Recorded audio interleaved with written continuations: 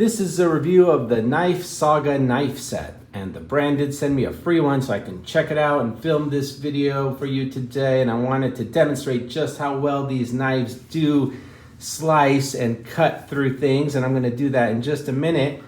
But first of all, I wanted to run through just how impressive this knife set is. Now, the first thing you're going to notice with these knives is the quality. They're made out of a premium steel material that's optimized for structural composition and carbon content.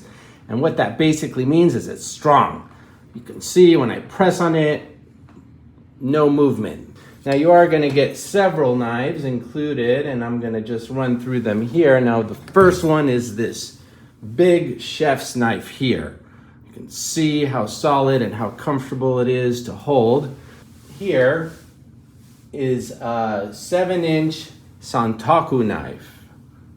Now this one here is the slicing knife. So let's go ahead and demonstrate how this works. I'm gonna put here something as delicate as a tomato, and here we go.